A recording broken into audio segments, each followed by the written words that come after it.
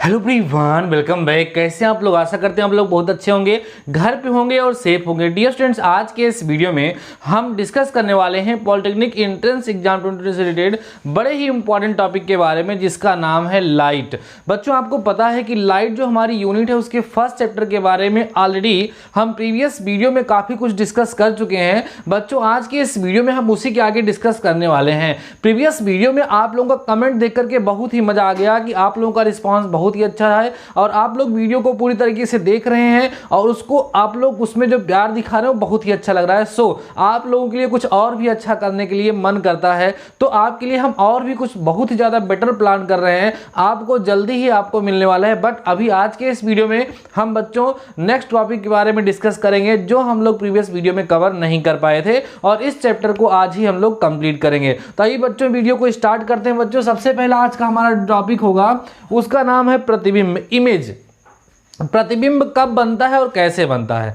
देखो बच्चों, जब हम कोई भी चीज़ देखते हैं तो हमारी आंखों में अंदर रेटिना पे जाकर के एक पर्दा होता है, पर उसका प्रतिबिंब बनता है। वही प्रतिबिंब वहाँ पर ऑप्टिक नर्व्स होती हैं, वो ऑप्टिक नर्व्स मैसेज लेकर के जाती हैं माइंड में, तो हम लोग किसी वस्तु को देख पाते हैं। ठीक है, तो प्रतिबिंब बनता कैसे है? देखो, जब कहीं भी किसी भी वस्तु से प्रकाश जाता है, लाइट जाती है, उससे जब पास होता है तो उसमें से जो लाइट निकलती है कहीं न कहीं जाकर के इंटरसेक्ट करती हैं। जिस पॉइंट पर एक को इंटरसेक्ट करती हैं, जहां पर एक को काटती हैं, वहीं पर बच्चों क्या बनता है? प्रतिबिंब बनता है। तो सिंपल सी बात है, जैसे मान लीजिए कि ये हमारे पास कोई वस्तु है, अब इधर से प्रकाश बच्चों आ रहा है, ये प्रकाश जा करके प्रकाश किरण कहीं जा करके काटेंगी, मान लो जहां पर जा करके मिलेंगी, जैसे भी मिलेंगे भी आपको सिखाया जाएगा, जहां मिलेगा बच्चों वहीं क्या बनेगा? प्रतिबिंब बनेगा। क्या बनेगा? प्रतिबिंब। तो ये जो प्रकाश की किरणें होती हैं दूसरे को जहां पर जाकर के मिलती हैं, प्रच्छेद करती हैं, वहीं जाकर के बच्चों प्रतिबिंब बनता है। वैसे आप लोगों ने क्लास 10 में काफी हद तक पढ़ा है, अभी हम लोग डिस्कस भी करेंगे, वहीं जाकर के प्रतिबिंब बनता है बच्चों। अगर ये प्रकाश की किरणें वास्तव में, ध्यान देना, वास्तविक रूप से का मतलब है बच्चों रियल फॉर्म में जाकर सिर को इंटरसेक्ट करेंगी, तो वहां पर जो प्रतिबिंब बनता है बच्चों, उस प्रतिबिंब को वास्तविक प्रतिबिंब कहा जाता है। ध्यान दीजिएगा, प्रतिबिंब दो प्रकार के होंगे। क्या बोला जाएगा? वास्तविक प्रतिबिंब बोला जाएगा। रियल इमेज उस कंडीशन में हम लोग बोलेंगे उसको। ठीक है, जब रेज किरणें जो होती हैं एक दूसरे को रियल में इंटरसेक्ट करेंगी, तो उस सिचुएशन में बना हुआ जो इमेज होगा, जो प्रतिबिंब होगा बच्चों, उसको क्या बोलेंगे? वास्तविक प्रतिबिंब। लेकिन कभी कभी ऐसे होगा कि अभी आप फिगर बनाएंगे, देखेंगे तो लाइन से डॉट बनाई जाती है, तो ये लाइन रियल में इंटरसेक्ट नहीं करती हैं, काटती हुई आभास होती हैं, मतलब आभासी कटान प्राप्त होता है, और इस प्रकार से बना हुआ जो इमेज होगा बच्चों वो क्या कहलाएगा? आभासी कहलाएगा। ठीक है, इमेजिनरी कहलाता है। क्या बोलेंगे? Imaginary image. ठीक है, बात समझ में आ रही है? तो प्रतिबिंब आप लोगों को समझ में आ गया। जब किसी वस्तु से प्रकाश किरणें टकरा करके निकलती हैं, तो जिस पॉइंट पर दूसरे को जाकर के इंटरसेक्ट करती हैं, वहीं पर क्या बनेगा? प्रतिबिंब बनेगा। अब प्रकाश किरण दूसरे को दो प्रकार से काटती है, काटती हुई आभास होती है, एक वास्तव में काटती हैं। जब वास्तव में काटेंगे तो बना हुआ प्रतिबिंब बच्चों कैसा होगा? वास्तविक प्रतिबिंब, जिसको हम बोलेंगे रियल इमेज। और काटती हुई प्रतीत होंगी, तो उस सिचुएशन में बच्चों जो प्रतिबिंब बनेगा, उस प्रतिबिंब को क्या बोलेंगे हम लोग? आभासी प्रतिबिंब या इमेजिनरी इमेज के नाम से हम लोग उसको जानते हैं। ये तो सिंपल सी बात हो गई इमेज की। इसके बेसिस पे भी छोटे छोटे क्वेश्चन एग्जाम में बन सकते हैं। अगला टॉपिक है बच्चों हमारा समतल दर्पण। ध्यान देना, समतल दर्पण, इससे क्वेश्चन बहुत ज्यादा बनते हैं। समतल दर्पण जो है बच्चों, इसको इंग्लिश में कहा जाता है प्लेन मिरर। ठीक है, क्या कहा जाएगा? Plane mirror. तो सबसे पहले हम लोग ये जान लें कि प्लेन मिरर होता क्या है, फिर इसकी प्रॉपर्टीज के बारे में भी हम डिस्कस करेंगे। प्लेन माने समतल, जैसे एकदम प्लेन हो। तो बच्चों जो प्लेन मिरर होता है वो बनता कैसे? किसी भी प्लेन कांच का टुकड़ा हो, ग्लास का प्लेन टुकड़ा हो, उसका एक कटा हुआ भाग, उसमें से एक पार्ट काट करके निकाल लिया जाए, और उसके एक तरफ देखो बच्चों, क्योंकि प्रकाश का परावर्तन तभी होगा जब वह तल अपारदर्शी होगा। अगर वो पारदर्शी होगा तो उसमें से प्रकाश किरण इस पार से उस पार निकल जाएगी, और जब प्रकाश की किरण बच्चों इस पार से उस पार निकल जाएगी तो प्रकाश का परावर्तन नहीं होगा, अपवर्तन होगा। इसलिए प्रकाश का परावर्तन सदैव अपारदर्शी तल से होता है। इसलिए जो कांच का टुकड़ा लेते हैं, एक समतल कांच का टुकड़ा जो लेते हैं, उसके एक तरफ दूसरी तरफ क्या करा जाता है बच्चों? वहां पर लेप लगाया जाता है चांदी का, या पारे का पॉलिश कर दिया जाता है दूसरी तरफ। उसके बाद ध्यान समझिएगा, इसको आप लोग नोट करिएगा बच्चों, जो समतल दर्पण बनता है वो कैसे बनता है, मैंने बोला चांदी, ठीक है, या पारा की पॉलिश की जाती है एक तरफ। और उसके बाद बच्चों, उसके बाद प्लस इसमें क्या करते हैं बाद में, आयरन ऑक्साइड, ध्यान देना, आयरन ऑक्साइड का पेंट कर दिया जाता है और यह बच्चों लाल रंग का होता है। इस चीज़ को आप लोग ध्यान रखिएगा। क्या समझ में आप लोगों को कि समतल दर्पण क्या होता है बच्चों? समतल दर्पण जो है एक समतल कांच के टुकड़े का भाग होता है जिसके एक तरफ बच्चों चांदी या पारे की पॉलिश कर दी जाती है, मरकरी जिसको कहते हैं आप लोग। एक तरफ क्या करते हैं उसका हम लोग पॉलिश कर देते हैं, चांदी की कर देंगे या किसकी कर देंगे, पारे की कर देंगे।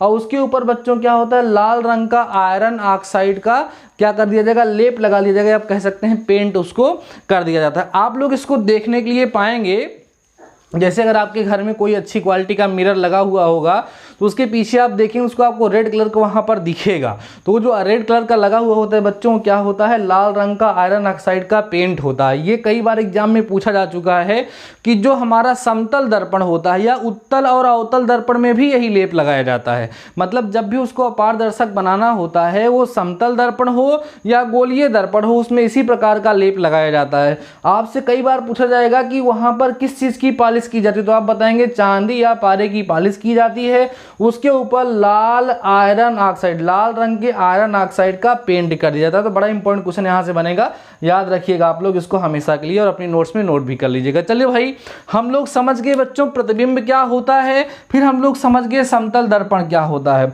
अब बच्चों समतल दर्पण कौन सा दर्पण है, व्यवहारिक जीवन की बात करें जिसमें हम लोग अपना मुंह देखते हैं। जनरली जब हम लोग सैलून पे जाते हैं बाल कटाने, वहां पर जो दर्पण लगा हुआ होता है वो कौन सा दर्पण होता है, समतल दर्पण होता है। हमारे घर में जो सिंपली दर्पण लगे हुए हैं जिसमें हम लोग चेहरा देखते हैं वो भी कौन सा दर्पण है, समतल दर्पण है। तो समतल दर्पण की ये खास बात होती है बच्चों कि समतल दर्पण में जो प्रतिबिंब होता है वो समान आकार का दिखता है लेकिन आभासी दिखता है, आभास होता है लेकिन समान आकार का प्रतिबिंब वहां पर बनता है।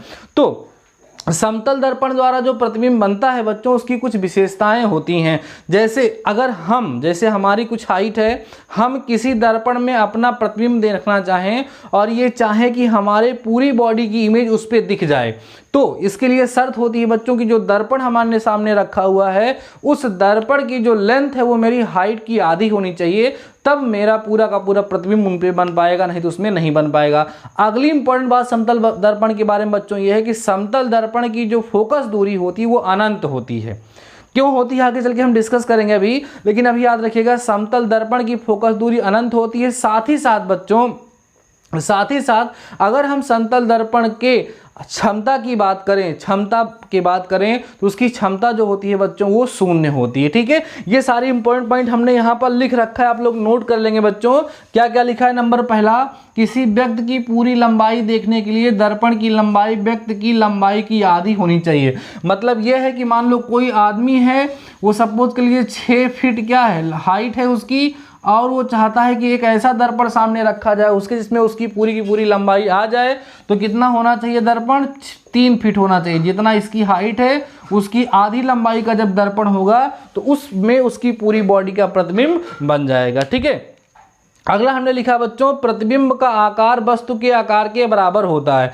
जो हम देखते हैं उसमें अपना आकार उतने ही बराबर देखने में लगता है। ठीक है, अगला समतल दर्पण की फोकस दूरी अनंत तथा क्षमता शून्य होती है, मैंने आप लोगों को बता दिया। तो ये 3 मेजर इंपॉर्टेंट पॉइंट्स बच्चों जिनको आप लोगों को ध्यान में रखना है। यहां से क्वेश्चन बन सकता है, यहां से क्वेश्चन बन सकता है और यहां से भी क्वेश्चन बन सकता है। जो हम लोग नेक्स्ट टॉपिक डिस्कस करने चल रहे हैं बच्चों वो है समतल दर्पण से बनने वाले प्रतिबिंबों की संख्या। इसका क्या मतलब है सर, एक छोटा सा एग्जांपल लेते हैं। आप लोग सैलून पे बाल कटवाने तो गए ही होंगे बच्चों। आप लोग देखते हैं कि जब वहां पर आप चेयर पे बैठते हैं तो एक सामने वो लोग मिरर लगाए रहते हैं, एक पीछे लगाए रहते हैं। ठीक है, जब वहां पर आप लोग बैठते हैं तो आपको क्या लगता है कि आप पीछे का पोर्शन देख लेते हैं, पीछे का पोर्शन अपना देख लेते हैं, सामने देख लेते हैं, आपको लगता है कि हम कई जगह दिख रहे हैं, कई जगह। इसका मतलब यह है कि वहां पर उन दर्पणों की सहायता से आप लोगों के कई सारे प्रतिबिंब वहां पर बन जाते हैं। तो यहां पर हम लोग यही चर्चा करने वाले हैं बच्चों कि जैसे मान लीजिए कि एक दर्पण ये है और एक दर्पण ये है।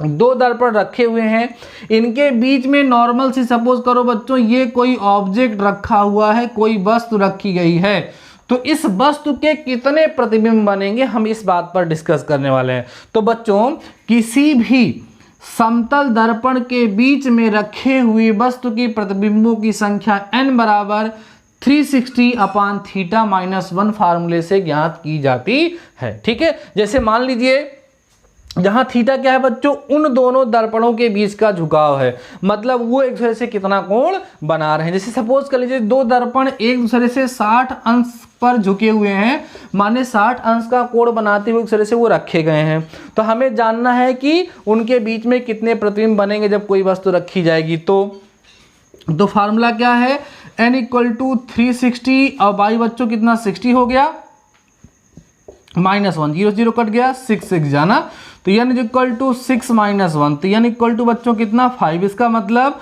अगर दो समतल दर्पण एक दूसरे से 60 अंश के झुकाव पर रखे हुए हैं, उनके बीच में 60 अंश का कोण बन रहा है बच्चों, तो उनके बीच में रखी हुई वस्तु के कुल कितने प्रतिबिंब बनेंगे, 5 प्रतिबिंब बनेंगे। अब इस फार्मूले को यूज करना बहुत ही आसान है, लेकिन कभी कभी बच्चों डाउट आ जाता है। डाउट क्या आता है ये समझाते हैं आप लोगों को। जैसे सपोज कर लो बच्चों कि उन दोनों के बीच में बना हुआ जो एंगल है वो 50 डिग्री दिया गया है। कितना डिग्री दिया है, 50 डिग्री। तब देखते हैं इनके बीच में कितने प्रतिबिंब बनेंगे। फार्मूला है बच्चों कितना, n = 360/θ-1, नहीं तो फार्मूला है n = 360 और बाई बच्चों कितना हो जाएगा 50। अब देखो ये 0 से 0 कटा, -1। अब ये पूरा कटेगा नहीं बच्चों, क्या बचेगा आपके पास, n = 36/5 और -1 ना। अब डिवाइड करो, 5 6 का 30, 6 बार चला गया, ठीक है, या 7 बार चला जाएगा बच्चों, 5 7 35 और 5 दूना 10 -1। देखो ध्यान से, ठीक है, मीन्स आपको यहां से कितना मिलेगा बच्चों, 7.2 मिलेगा। अब 7.2 में से 1 जब बच्चों आप लोग माइनस करोगे तो कितना मिलेगा आपको, 6.2 मिलेगा। अब कहोगे सर 6.2 का मतलब ये दशमलव में प्रतिबिंब तो बनेगा नहीं, तो उस सिचुएशन में हम लोग क्या करेंगे। तो याद रखिएगा बच्चों, जब कभी भी आप कैलकुलेशन करेंगे और कैलकुलेशन के पश्चात n का मान आपको दशमलव में प्राप्त होगा, तो हमेशा ध्यान रखिएगा जो दशमलव वाली संख्या होगी उसके जस्ट वाला जो पूर्णांक होगा वही आपका आंसर होगा। तो 6.2 के बाद का जो पूर्णांक है बच्चों कौन है, 7 है, इसलिए यहां पर भी प्रतिबिंबों की संख्या कितनी बन जाएगी, 7 बन जाएगी। ठीक है, तो सिंपल सा फार्मूला मैंने आपको बता दिया। अगर दो समतल दर्पण रखे हुए हैं, तो अगर हम ये जानना चाहें कि उनके बीच में कितने प्रतिबिंब बनेंगे जब उनके बीच में कोई वस्तु रखी जाएगी, तो उसके लिए फार्मूला है n = 360/θ-1। ठीक है, जहां थीटा क्या है, उनके बीच में बनने वाला कोण है। फार्मूले वैल्यू पुट करके आप सॉल्व कर सकते हैं। ध्यान ये देखना है कि अगर हम वैल्यू को फाइंड करेंगे बच्चों और n की वैल्यू डेसिमल में आएगी, तो हमेशा उसके बाद वाला जो इंटीजर होगा, उसके बाद वाला जो धनात्मक पूर्णांक होगा वही क्या हो जाएगा बच्चों, आंसर हो जाएगा। बातें समझ में आ गई। एक बहुत ही मजेदार चीज बताते हैं। मान लो बच्चों दो समतल दर्पण हो और एक दूसरे के समांतर रख दिए जाएं, एक दूसरे क्या कर दिए हैं, समांतर रख दिया जाए। इन दैट केस कितने प्रतिबिंब बनेंगे, बड़ा ही मजेदार बात है। देखो बच्चों, जब कभी भी दो चीजें एक दूसरे के समांतर रखी जाएंगी तो एक दूसरे को कभी काटेंगी ही नहीं, और जब एक दूसरे को कभी बच्चों काटेंगी नहीं तो इसका मतलब ये कि उनके बीच में कोई कोण नहीं बनेगा। मींस थीटा इक्वल टू कितना हो जाएगा बच्चों, 0 डिग्री हो जाएगा। अब इस थीटा की वैल्यू ला करके यहां पुट करो, n इक्वल टू कितना होगा बच्चों, 360/0 - 1। आपको सिखाया गया है जब किसी भी नंबर को आप 0 से डिवाइड करोगे तो क्या हो जाता है, नॉट डिफाइन। तो n इक्वल टू बच्चों हो जाएगा इनफाइनाइट -1। तो n इक्वल टू कितना मिलेगा आपको, इनफाइनाइट ही मिलेगा। इसका मतलब अगर दो दर्पण समतल दर्पण दूसरे को समांतर रखे गए हों तो उनके बीच में अनंत प्रतिबिंब बनेंगे, इनफाइनाइट इमेजेस। ठीक है, बहुत इंपॉर्टेंट चीज है, एग्जाम में आप लोगों को सबसे आसानी से पूछ सकता है कि दो समतल दर्पण एक दूसरे के समांतर रखे हुए हैं, बताओ उनके बीच में बनने वाले प्रतिबिंबों की संख्या कितनी होगी। लोग इस फार्मूले का यूज करना ही वहां पर भूल जाते हैं, समझ नहीं पाते कौन सा फार्मूला लगेगा। तो बच्चों वहां पे थीटा इक्वल टू 0 डिग्री होगा। देखो जब एक दूसरे के लंबवत रख, कभी कभी ऐसा भी पूछ सकता है कि अगर दो समतल दर्पण एक दूसरे के लंबवत रखे हुए हैं देन उस केस में उनके बीच में कितना प्रतिबिंब बनेगा। तो बच्चों वहां पर लंबवत माने थीटा इक्वल टू कितना डिग्री हो जाएगा, थीटा इक्वल टू आपको 90 डिग्री मिलेगा। और वैल्यू पुट करोगे तो 360/90 होगा और -1 होगा। 1 से 1 ये 0 0 कट गया, 9 चौके 36 ना, 4 में से 1 गया, 3 आंसर आ जाएगा। तो ये सारी बातें आप लोग ध्यान रखेंगे। लंब का मतलब परपेंडिकुलर का मतलब 9 डिग्री होता है, समांतर अर्थात पैरेलल का मतलब 0 डिग्री होता है। तो बच्चों अभी तक आप लोगों ने जो भी चीजें डिस्कस की, प्रतिबिंब क्या होता है, समतल दर्पण क्या होता है, कैसे बनाया जाता है, समतल दर्पण के द्वारा बनाए गए प्रतिबिंब की विशेषता क्या होती है, दो समतल दर्पण के बीच में बने हुए प्रतिबिंब की संख्या हम लोग कैसे ज्ञात करते हैं, बड़े ही इंपॉर्टेंट कंसेप्ट हम लोगों ने डिस्कस कर लिए हैं। बच्चों अभी वीडियो को पास करके इन सारे कंसेप्ट को नोट कर लीजिए, देन हम आगे के बचे हुए टॉपिक के बारे में डिस्कस करते हैं। Before that pass the video and note down. तो आइए बच्चों बचे हुए कुछ छोटे छोटे टॉपिक को और कवर कर लेते हैं, देन आपका ये फर्स्ट चैप्टर कंप्लीट हो जाएगा। बच्चों देखिए अगला टॉपिक हमारा ये है समतल दर्पण का घूमना। देखिए अभी आपको बताया गया कि समतल दर्पण द्वारा परावर्तन होता है, तो यहां पर एक छोटा सा कंसेप्ट है बच्चों कि समतल दर्पण को थीटा कोण पर, ध्यान देना, यदि समतल दर्पण को थीटा कोण पर घुमा दिया जाए तो परावर्तित किरण 2 थीटा कोण घूम जाती है। मतलब जैसे ये समतल दर्पण है, ये आपतित किरण है, ये परावर्तित कोण है, अगर इसको आप थीटा घुमाओगे तो ये 2 थीटा जाकर के घूम जाएगा। तो इस पर डायरेक्ट आपके एग्जाम में क्वेश्चन पूछा जा सकता है कि जैसे मान लीजिए कि हमारा कोई दर्पण है, उस दर्पण को 30 अंश पे घुमा दिया जाएगा, तो बताओ परावर्तित किरण कितना घूम जाएगी, तो आप बताएंगे सिंपली 60 अंश पर वो घूम जाएगी। या इसका उल्टा पूछ सकता है कि किसी समतल दर्पण को घुमाने पर उसमें उपस्थित जो परावर्तित किरण थी बच्चों वो 90 अंश घूम गई है, तो आप बता दीजिए कि दर्पण को कितना घुमाया गया था, तो आप इसका आधा बता दोगे, कितना, 45 अंश वहां पर बता दोगे। तो ये सिंपल से लॉजिकल क्वेश्चन है। अगला टॉपिक है बच्चों विसरित परावर्तन, डिस्पर्स रिफ्लेक्शन। देखो आपको मैंने बताया कि रिफ्लेक्शन कहाँ होता है, अपारदर्शी तल मींस ट्रांसपेरेंट नहीं, ओपेक सरफेस से होता है बच्चों, और साथ ही साथ वो चिकना होना चाहिए, एकदम प्लेन होना चाहिए। लेकिन आप देख सकते हैं कभी कभी ऐसा भी होता है कि कोई दीवार है बहुत ज़्यादा खुरदरी है लेकिन वो अपारदर्शी है, तो सिंपल सी बात है कि लाइट इस पार से उस पार नहीं जा पाएगी, उसका परावर्तन होगा बच्चों, लेकिन प्रॉपर परावर्तन उसका नहीं हो पाता है रेगुलर। वो अलग अलग डायरेक्शन में जो किरणें होती हैं वो विसरित हो जाती हैं, बिखर जाती हैं। जैसे कोई यहाँ पर ऐसे खुरदुरा तल है तो यहाँ पड़ेगा तो कोई प्रकाश किरण इधर परावर्तन, कोई इधर, अलग अलग डायरेक्शन में परावर्तन उसका होगा। तो इस प्रकार के परावर्तन को बच्चों बोलते हैं विसरित परावर्तन। सिंपल सा आप बोल सकते हैं किसी अपारदर्शी खुरदुरे तल से जो परावर्तन होता है उसको हम क्या बोलेंगे, विसरित परावर्तन बोलेंगे। आपके एग्जाम में क्वेश्चन कैसा आएगा, बस ऐसे ही बोल दे किसी खुरदुरे तल से होने वाले परावर्तन को कहते हैं। तमाम प्रकार के ऑप्शन उसमें आप लोगों को दिए गए होंगे, तो उसमें जो ऑप्शन होगा विसरित परावर्तन वो आप लोगों का क्या हो जाएगा, करेक्ट हो जाएगा। ठीक बच्चों, अब एक इंटरेस्टिंग सी बात बताते हैं। देखो हम लोग जब कभी भी दर्पण के सामने खड़े होकर के अपना मुंह देखते हैं तो आप कभी इमेजिन करिएगा बच्चों, तो आपका लेफ्ट राइट हो जाता है और राइट आपका लेफ्ट हो जाता है। मतलब आपका दाहिना हाथ बाएं तरफ होगा और बायां हाथ दाहिनी तरफ हो जाएगा, मतलब पार्श्व परिवर्तन हो जाता है, मतलब हम एक प्रकार से घूम जाते हैं ना। तो लेकिन कुछ अक्षर अंग्रेजी वर्णमाला के ऐसे हैं वो दोनों तरफ से सममित है, उनको इधर से देखो या इधर से देखो उन पे कोई प्रभाव नहीं पड़ता है। तो अगर उनको समतल दर्पण के सामने रख दिया जाए तो उनके दाहिने बाएं में कोई परिवर्तन नहीं होता है। ऐसे अक्षर कभी कभी एग्जाम में पूछ लिए जाते हैं। वो अक्षर कौन कौन से हैं, ए देखो ए का लेफ्ट और राइट एक जैसा है, इसलिए दर्पण के सामने रखने पर इसमें कोई खास परिवर्तन खास क्या होगा ही नहीं। एच भी उसी कैटेगरी में आएगा, I M O T U V W X और वाई, ये सब ऐसे अक्षर हैं जिनको समतल दर्पण के सामने रखने पर इनमें पार्श्व परिवर्तन दिखाई नहीं देता है। जबकि आप कभी भी दर्पण के सामने जब खड़े होंगे तो आप चेक करिएगा, आप दाहिना हाथ उठाएंगे तो आपका इधर उठेगा, बायां हाथ उठाएंगे तो आपका इधर उठेगा। बात समझ में आ रही है आप लोगों को। तो हमारे में पार्श्व परिवर्तन दिखता है क्योंकि हम सिमेट्रिक नहीं हैं। सिमेट्रिक क्यों नहीं है, क्योंकि हम अपना दाहिना बायां पहचानते हैं। बाकी सिमेट्रिक तो है ही, हमारा हाथ एक ही जैसा, लेकिन हम अपने दाहिना बायां को पहचानते हैं। यहाँ उठाएंगे दाहिना हाथ, उधर बाईं तरफ उठेगा। बातें समझ में आ रही है आप लोगों को। तो ये अक्षर आप याद रखिएगा। याद क्या रखना है, आप जो दोनों तरफ से एक जैसे देखने में होंगे उनमें कोई परिवर्तन, जैसे इसको उठा करके इधर की तरफ घुमा दो तो कोई फर्क थोड़ी ना पड़ेगा, इसको घुमा दो इधर की तरफ कोई फर्क नहीं पड़ेगा। इसलिए इन अक्षरों में पार्श्व परिवर्तन का कोई प्रभाव नहीं पड़ता है जब इनको समतल दर्पण के सामने रखा जाता है। तो अब बच्चों यहां पर हमने प्रकाश के कुछ मुख्य गुण लिख रखे हैं जो आपके एग्जाम में कई बार पूछे जा चुके हैं। बहुत ही लो लेवल पे कभी भी पूछा जाता है कि निर्वात में प्रकाश की चाल कितनी होती है। तो बच्चों आपको याद होगा कि निर्वात में प्रकाश की चाल, निर्वात मतलब वैक्यूम होता है, वैक्यूम में जो लाइट की स्पीड होती है बच्चों 3 × 10⁸ मीटर पर सेकेंड होती है। ठीक है, दूसरी इंपॉर्टेंट प्रॉपर्टी है कि प्रकाश सदैव सीधी रेखा में चलता है। प्रकाश कभी भी जिगजैग लाइन में नहीं चलेगा, वो हमेशा स्ट्रेट ही जाएगा।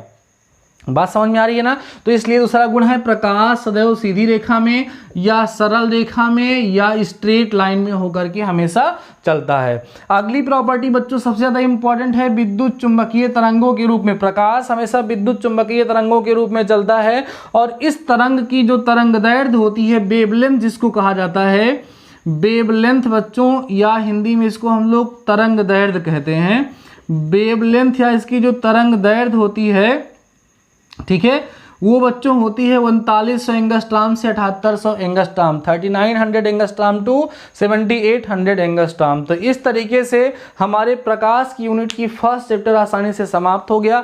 आपने सारे कंसेप्ट को समझ लिया होगा, आप लोगों को कोई प्रॉब्लम नहीं हो रहेगी। बच्चों आज के इस वीडियो के साथ हम आपसे ये कहना चाहेंगे कि अगर आपको लग रहा है कि आपके लिए हम काफ़ी मेहनत कर रहे हैं और आपका प्रिपरेशन अच्छा हो रहा है, तो आप अपने दोस्तों के साथ इस वीडियो को जरूर शेयर करिए, जिससे ज़्यादा से ज़्यादा लोगों की वहाँ पर हेल्प हो सके। क्योंकि बहुत सारे बच्चे ऐसे हैं जो पुअर फैमिली से शायद बिलोंग करते हैं या वैसे भी इस कंडीशन में कोई कहीं कोचिंग नहीं ज्वाइन कर पा रहा है। तो हम ये चाहते हैं कि हमारे कहीं के भी बच्चे हों, बिहार के, झारखंड के, राजस्थान के, दिल्ली के, यूपी के, कहीं के हों, हर कोने तक हमारा ये वीडियो पहुँचे और हमारे सभी के सभी बच्चे इसका लाभ ले सकें, फ्री में अपनी एजुकेशन को प्राप्त करके गवर्नमेंट पॉलिटेक्निक में एंट्रेंस को क्रैक करके उसमें अपना एडमिशन करा सकें। तो ठीक है बच्चों, अभी आप लोग वीडियो को पास करके इन सारे कंसेप्ट को नोट कर लीजिए। देन इनके बेसिस पे एग्जाम में आए हुए कुछ क्वेश्चंस को हम आप लोगों को सॉल्व कराएंगे, जिसकी हेल्प से आपके कंसेप्ट एक बार रिवाइज भी हो जाएंगे। बाकी आप लोग और सारे क्वेश्चन को सॉल्व करते रहिए। कोई डाउट होगा तो आप मुझे इंस्टाग्राम पर उसकी फोटो सेंड कर देंगे, मैं जल्द ही जल्द उसको बताने का प्रयास आप लोगों को करूंगा। तो before that pass the video and note down, then मैं आपको कुछ क्वेश्चन प्रोवाइड कराता हूँ। ये बच्चों हम लोग देखते हैं कुछ इंपॉर्टेंट क्वेश्चन जो हर बार कभी न कभी पॉलिटेक्निक एंट्रेंस एग्जाम में पूछे गए हैं, और इसको हम लोग देखते हैं, इससे हमारे कंसेप्ट और भी अच्छे से बच्चों क्लियर हो जाएंगे। देखिए पहला क्वेश्चन कह रहा है यदि समतल दर्पण को 10 डिग्री घुमा दिया जाए तो परावर्तित किरण कितना घूमेगी। भी मैंने आपको सिखाया था कि समतल दर्पण को थीटा घुमाओगे तो परावर्तित किरण 2 थीटा घूमेगी। यहाँ पर थीटा बच्चों कितना दिया है 10 डिग्री, तो घुमाओ कितना हो जाएगा 10 × 2 करोगे तो कितना डिग्री 20 डिग्री। तो ऑप्शन नंबर ए बच्चों आपका करेक्ट हो जाएगा। ये पॉलिटेक्निक एंट्रेंस एग्जाम 2005 में पूछा जा चुका है। तो क्वेश्चन पॉलिटेक्निक एंट्रेंस एग्जाम में अक्सर रिपीट होते हैं, सो आप लोगों को खूब ध्यान से समझते चलना है। ठीक है बेटा, अगला देखिएगा। सेकंड क्वेश्चन बोला है निम्नलिखित रंगों के प्रकाश में किस रंग के प्रकाश का प्रकीर्णन सबसे अधिक होता है, माने बिखराव किसका होता है। तो बच्चों आप लोगों ने पढ़ा होगा बैनी आ हापी नाला, ठीक है, बैनी आ हापी नाला, ये याद करने की ट्रिक होती है बच्चों। सबसे ज्यादा बिखराव बैगनी का होगा, तब नीला का, तब आसमानी का, तब हरा, तब पीला, तब नारंगी, तब लाल। और इंग्लिश में लोग याद करते हैं बिबग्योर, क्या याद करते हैं बच्चों, बिबग्योर के नाम से इसको लोग याद करते हैं। तो इंग्लिश में भी आप लोग याद कर सकते हैं। तो सबसे ज्यादा बिखराव किसका होगा बच्चों, सी वाला जो होगा, बैगनी रंग का बिखराव प्रकीर्णन सबसे अधिक होता है। ठीक है, आगे बढ़ते हैं बच्चों।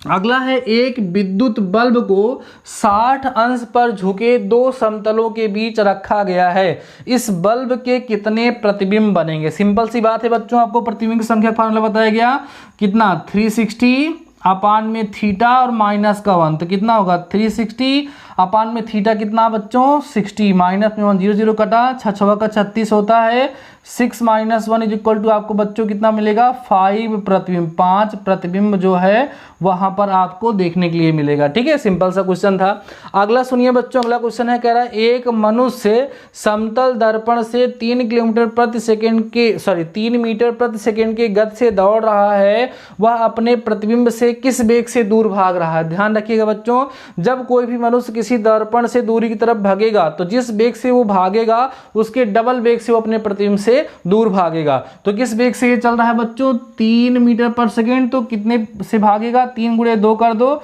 तो आ जाएगा आपका यहाँ पर 6 मीटर पर सेकेंड आंसर आ जाएगा। हमेशा याद रखिए डबल किया जाता है। तो बच्चों ये ऑप्शन नंबर ए जो होगा यहाँ पर करेक्ट हो जाएगा। और यहाँ पर बच्चों आपका ऑप्शन नंबर सी करेक्ट था। तो ये सब क्वेश्चन जो मैं आपको करा रहा हूँ ये बहुत ही अच्छे क्वेश्चन हैं और आप लोग देख रहे होंगे बच्चों जो भी क्वेश्चन मैं आपको करा रहा हूँ इनके बारे में कभी न कभी आप लोगों ने पढ़ा है या अभी जो मैंने आप लोगों को पढ़ाया है तो वहां से भी आप लोगों ने इसको सीख लिया है। तो आशा करते हैं कि बच्चों इस तरीके से आपका चैप्टर फर्स्ट कंप्लीट हो गया है और आपको कोई समस्या नहीं। चैप्टर फर्स्ट का मतलब प्रकाश की जो यूनिट हम लोगों ने स्टार्ट की है वह यूनिट आप लोगों ने अच्छे से कवर कर लिया, आपको कोई डाउट नहीं होगा। अब आप इस यूनिट के बेसिस पे जितने भी क्वेश्चन सॉल्व कर सकते हैं सॉल्व करिए, जितनी प्रैक्टिस कर सकते हैं आप प्रैक्टिस करते रहिए। हाँ बच्चों, इस वीडियो के साथ हम एक बात ये जरूर जानना चाहेंगे कि कितने लोग ऐसे हैं जो स्टडी मैप का यूज करना स्टार्ट कर दिए। फर्स्ट डे का जो लेक्चर आप लोगों को मिला उसके बेसिस पे क्या आप लोगों ने अपने स्टडी मैप में कुछ मेंशन किया या नहीं किया, या आपको कोई प्रॉब्लम हो रही होगी देन आप कमेंट करके मुझे जरूर बता दीजिएगा। आपका कमेंट मुझे डेडिकेशन देता है आप लोगों के लिए बेटर करने के लिए। तो ठीक है बच्चों, आज के इस वीडियो में बस इतना ही। शानदार रहिए, मस्त रहिए और पढ़ते रहिए। मिलते हैं नेक्स्ट वीडियो के साथ, तब तक अपना ख्याल रखिए। हमारा नारा रहा आपकी बार पॉलिटेक्निक पार।